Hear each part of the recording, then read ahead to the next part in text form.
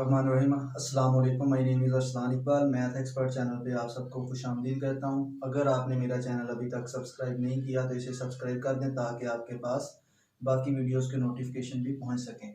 तो हमने अपने पिछले लेक्चर में इनर प्रोडक्ट स्पेस के कुछ इंपॉर्टेंट टॉपिक डिस्कस किए थे। तो आज हमने इनर प्रोडक्ट स्पेस में ही आगे एक और टॉपिक जो कि बहुत ही इंपॉर्टेंट है वो डिस्कस करेंगे आज के लेक्चर में। तो वो है ऑर्थोगोनल सिस्टम। तो सबसे पहले बात आती है हमारे पास ऑर्थोगोनल क्या होता है। देखिए, कोई भी हमने पहले भी ये पढ़ा कि पहले डिफरेंट वेक्टर्स में हम पढ़ के आते थे कि दो वेक्टर्स हमारे पास ऑर्थोगोनल कब होते थे, जब वो आपस में परपेंडिकुलर हों, यानी कि उनके दरमियान 90 डिग्री का एंगल बन रहा हो। यानी कि ऑर्थोगोनल हम किसको कहते हैं, परपेंडिकुलर कोई कहते हैं। तो इसी तरह यहाँ इनर प्रोडक्ट स्पेस में भी हम काफ़ी सारे वेक्टर्स को ही डिस्कस करेंगे, पूरे सिस्टम को, कि हमारे पास वो वेक्टर्स ऑर्थोगोनल कब होते हैं और किन कंडीशन के तहत होते हैं। तो आइए इसकी डेफिनेशन देखते हैं। वो कहता है, for any inner product space V two vectors x y in V are said to be orthogonal or perpendicular, या orthogonal बोल दें या perpendicular to each other if inner product of x y हमारे पास is equal to क्या होगा, zero. ये भी is equal to zero होता है, या आप इसे वाई एक्स लिख दें इनर प्रोडक्ट, ये भी आपके पास इज इक्वल जीरो ही होगा। जब वो आपस में ऑर्थोगोनल होंगे तो उनका इनर प्रोडक्ट क्या आएगा, जीरो। वो कहता है we can write x perpendicular to y. तो ये तो थी ऑर्थोगोनल की यहां तक डेफिनेशन। अब हम एंगल की बात करते हैं।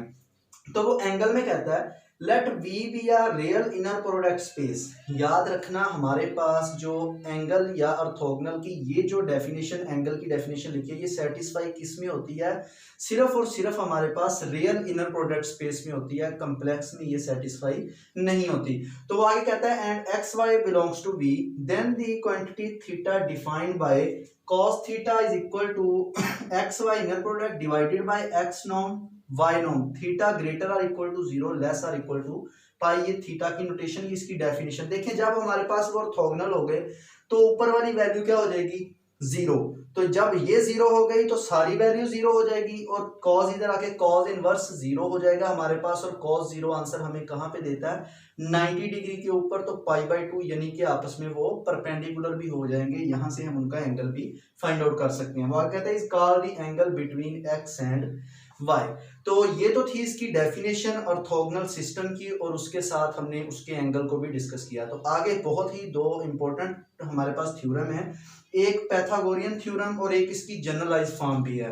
तो इनको डिस्कस करते हैं।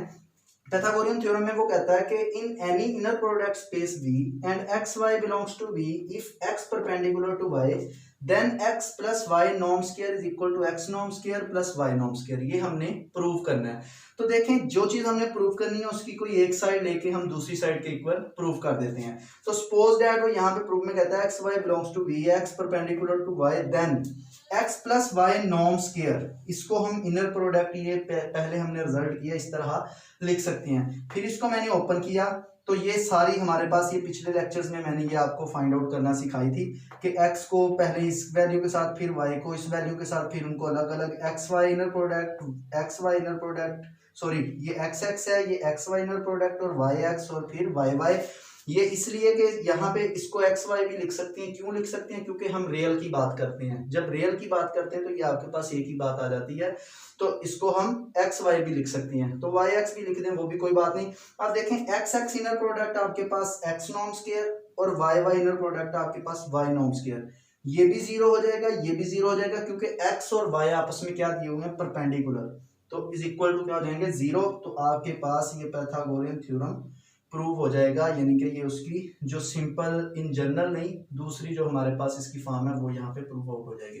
उसके बाद बात करते हैं इसकी जनरलाइज फॉर्म। तो जनरलाइज फॉर्म में वो क्या करेगा, अब इसकी टर्म बढ़ा देगा। जो वेक्टर्स थे एक एक दो दो हमने लिया, वो आई और जे तक चले जाएंगे।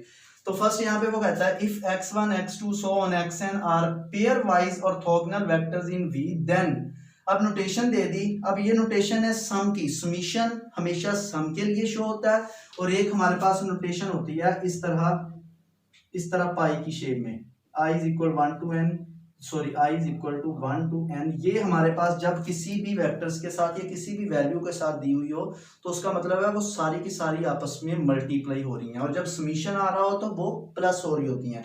तो अब इसकी भी हम लेफ्ट हैंड साइड लेंगे। लेफ्ट हैंड साइड जब लेते हैं तो देखें i is equal 1 to 1 xi और j is equal to 1 to n xj, क्योंकि देखें हमारे पास वेक्टर्स दिए हैं x1 x2 so on xn तक। पहले हमारे पास x1 भी बन सकता है, j की वैल्यू भी 1 हो सकती है। फिर अगर x की वैल्यू 1 है, x1 x2 भी आ सकता है, j की वैल्यू 2। इसीलिए यहाँ पे एक और नोटेशन देने की जरूरत थी कि j is equal 1 to n तक। अब यहाँ पे दोनों समीशन बाहर आ जाएंगे, बाकी बचेगा xi xj। जब हम इसे ओपन करेंगे तो देखें x1 भी हो सकता है, x1 x2 भी हो सकता है, x1 x3 भी हो सकता है, सो ऑन x1 xn भी हो सकता है। तो हमने पढ़ा कि जो आपस में डिफरेंस होते हैं, जिनके डिफरेंट वेक्टर्स होते हैं, उनका इनर प्रोडक्ट 0 होता है अगर वो परपेंडिकुलर हो। अगर वो सेम हो तो हमारे पास वो नॉर्म में चेंज हो जाते हैं। तो सेम इसीलिए जो डिफरेंट थे वो हमारे पास सारे 0 हो गए, सिर्फ कौन से बचे xi। अगर 1 होगा तो यहाँ पे भी 1, अगर 2 होगा तो यहाँ पे भी 2। ये हमारे पास सिंपल एक नोटेशन बच जाती है। यहाँ पे साथ हिंट में बताया कि xi xj inner product is equal to क्या हो जाएगा 0। तो इसको अगर हम चेंज करेंगे तो xi नॉर्म स्क्वायर आ जाएगा हमारे पास।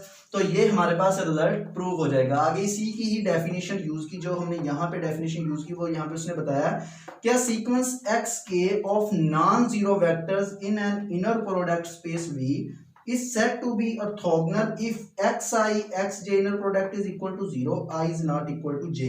मतलब कि i जब j के इक्वल नहीं होगा तो वो आपके पास जो वेक्टर्स का इनर प्रोडक्ट है वो इज इक्वल क्या हो जाएगा 0 हो जाएगा, चाहे वो x1 x2 है, x1 x3 है। अगर वो सेम हो गए i is equal to j, यानी कि जैसे मैंने ये लिखा है अगर यहाँ x1 है तो यहाँ x1 है, वो 0 नहीं होगा, x2 है तो यहाँ x2 है, वो भी 0 नहीं होंगे। तो ये था आज का हमारा लेक्चर। तो इंशाल्लाह हम अगले लेक्चर में कुछ इसके और 2-3 इंपॉर्टेंट थ्योरम रहते हैं वो कंप्लीट करके ये अपना टॉपिक कंप्लीट करेंगे। तब तक के लिए अल्लाह हाफिज।